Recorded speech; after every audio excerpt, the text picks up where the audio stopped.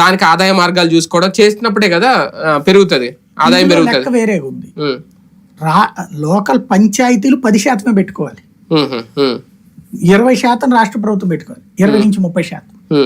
కేంద్ర ప్రభుత్వం 60% దాకా ఇస్తుంది. అట్లాంటి దానికి తగ్గట్టు ఇప్పుడు ఫస్ట్ ఏంటంటే ఇప్పుడు వస్తున్న డబ్బులు ఒక 7,000 కోట్లు 8,000 కోట్లు వచ్చింది అనుకుందాం.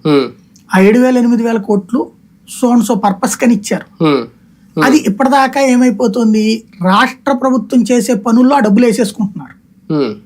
ఇంతకాలం నరేగా పనులైనా, ఈ పంచాయతీరాజ్ పనులైనా, గ్రామీణాభివృద్ధి పనులైనా డబ్బులు ఖర్చు పెట్టారు, అవి రాష్ట్ర ప్రభుత్వం ఖాతా కిందకి మర్చేసుకున్నారు. అలా కాకుండా ఇప్పుడు ఈయనంటున్నది ఏంటంటే రాష్ట్ర ప్రభుత్వం డబ్బులు దాంట్లోకి వచ్చేసేయాలి, పంచాయతీ కేంద్ర ప్రభుత్వ డబ్బులు పంచాయతీకి వచ్చేయాలి, పంచాయతీని ఆ పని చేయాలి. నిజమైనటువంటి పంచాయతీ రాజ్ విధానం అది రాజీవ్ గాంధీ ఆనాడు రాజ్యాంగ సవరణ చేసినప్పుడు అనుకున్నది. ఆచరణలో ఎప్పుడు అమలు కాల, అది చేసి చూపించి సక్సెస్ అయ్యారనుకోండి, ఆటోమేటిక్ గా తిరిగే ఉంది.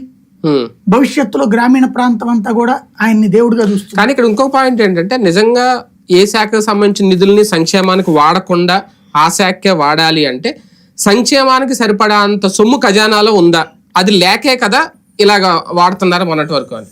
సంక్షేమానికి ఈ నిధులు